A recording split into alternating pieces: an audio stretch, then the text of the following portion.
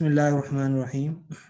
عن أبي حمزة أنس بن مالك رضي الله عنه قادم رسول الله صلى الله عليه وسلم عن النبي صلى الله عليه وسلم قال لا يؤمن أحدكم حتى يحب لأخيه ما يحب لنفسه رواه البخاري ومسلم. جی یہ جو حدیث ہے یہ بخاری اور مسلم رحمہ اللہ نے اپنی کتابوں کے اندر ذکر کیا ہے، تو ان کو متفقن علیہ حدیث کہیں گے. اور حدیث کو جو روایت کرنے والے صحابی ہیں وہ حضرت انس بن مالک ہیں، اور ان کی جو کنیت ہے وہ ابی حمزہ ہے. حمزہ ان کے صاحبزادے تھے، اس لیے ان کو ابی حمزہ کہتے ہیں. اور یہ جو کنیت ہے یہ ان کو آپ صلی اللہ علیہ وسلم نے دی تھی. انس بن مالک رضی اللہ تعالیٰ عنہ کی تھوڑی سی سیرت بایوگرافی دیکھ لیتے ہیں. چھوٹے صحابہ میں ان کا شمار ہوتا ہے، اور ہجرت سے آپ صلی اللہ علیہ وسلم کی مدینہ ہجرت فرمانے سے پہلے آپ کی ولادت ہوئی، اور مدینہ کے اندر ہی آپ پیدا ہوئے. آپ صلی اللہ علیہ وسلم جب ہجرت فرما کر مدینہ تشریف لے کر آئے تو اس وقت حضرت انس بن مالک کی جو عمر تھی وہ 10 برس کی تھی. اور جب آپ صلی اللہ علیہ وسلم کا انتقال ہوا اس وقت انس کی عمر جو تھی وہ 20 برس تھی. آپ صلی اللہ علیہ وسلم جب مدینہ ہجرت فرما کر تشریف لائے تو حضرت انس کی والدہ ام سلیم وہ حضرت انس کو لے کر آپ صلی اللہ علیہ وسلم کی بارگاہ میں حاضر ہوئیں اور کہا کہ اے اللہ کے نبی، میں اپنے بیٹے انس کو آپ کی خدمت میں دینا چاہتی ہوں، کہ آپ کی یہ خدمت کرے گا. آپ صلی اللہ علیہ وسلم نے اس کو قبول فرمایا اور 4 دعائیں دیں. حضرت انس کو 4 دعائیں دیں. پہلی دعا یہ دی، لمبی عمر کی دعا دی. تو حضرت انس رضی اللہ تعالیٰ عنہ 99 سال کی عمر میں آپ کا انتقال ہوا. دوسری دعا یہ دی کہ اللہ تعالیٰ تمہارے مال میں برکت دے. سارے کے سارے جو مدینے والے تھے ان کی سال کے اندر ایک دفعہ فصل آتی تھی باغات کی. انس بن مالک رضی اللہ تعالیٰ عنہ کی جو کھجوروں کی جو فصل تھی وہ سال میں 2 مرتبہ اترتی تھی. پھر دعا دی کہ اللہ تعالیٰ تمہاری اولاد کے اندر برکت دے.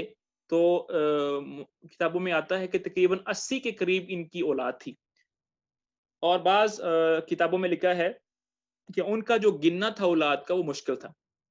اور چوتھی جو دعا تھی وہ یہ دی تھی کہ اللہ تمہیں جنت میں داخل کرے. تو انس فرماتے تھے کہ اسی کا مجھے ابھی انتظار ہے، باقی دعائیں تو قبول ہو گئیں. آگے ہے خادمی رسول اللہ. آپ صلی اللہ علیہ وسلم کے خادم تھے.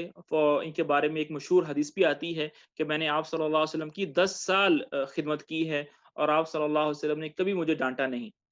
اور آپ صلی اللہ علیہ وسلم کے انتقال کے بعد پھر آپ بصرہ تشریف لے گئے تھے، اور 93 ہجری میں آپ کا انتقال ہوا.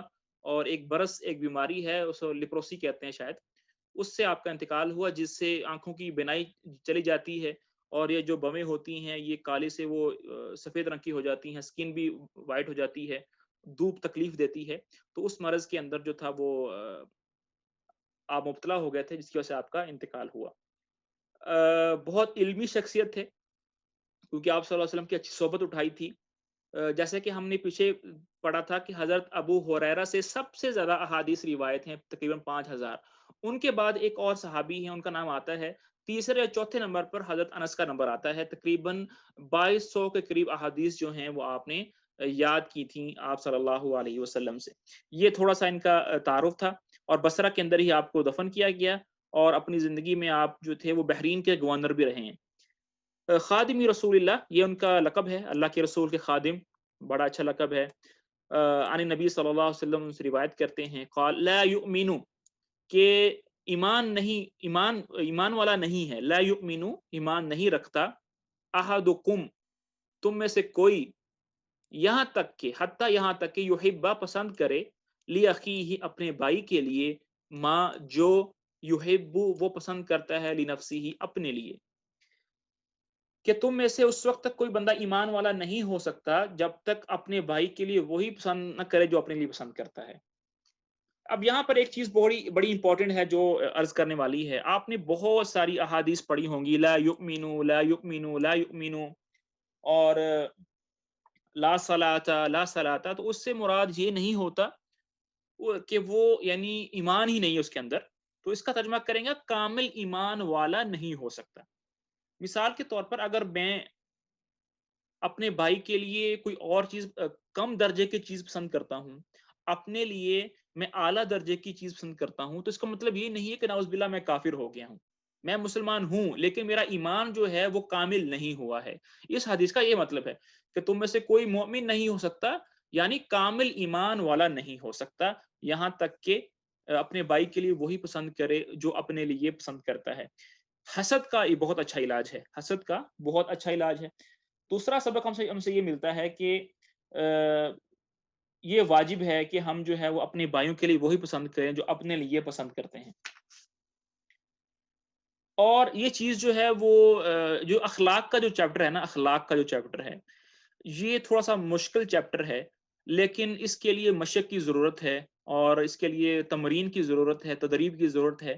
اگر ان چیزوں کو ہم اب تکلفاً اپنے اندر پیدا کرنے کی کوشش کریں گے تو وقت کے ساتھ ساتھ جو ہے وہ اللہ تعالیٰ یہ ملکہ جو ہے وہ نصیب فرما دیتے ہیں، کیونکہ آپ صلی اللہ علیہ وسلم نے فرمایا کہ الصبر بالتصبر والحلم بالتحمل، کہ صبر جو ہے وہ صبر کرنے سے آتا ہے۔ صبر اس طرح نہیں آئے گا کہ آپ صبر کا کوئی مضمون لے کر بیٹھ جائیں اور پڑھتے جائیں اور آپ صبر آنا شروع ہو جائے۔ اخلاق جو ہے نا، اخلاق یہ تب آتے ہیں جب اس کی مشق کی جاتی ہے، اور آہستہ آہستہ جو ہے یہ انسان کے اندر آنا شروع ہو جاتے ہیں۔ اللہ تعالیٰ جو ہمیں اچھے اخلاق والا بنائے، ہمیں جو احادیث ہم پڑھ رہے ہیں اس پر عمل کرنے کی توفیق نصیب فرمائے۔ جی، اس میں کوئی سوال ہے تو پوچھ سکتے ہیں۔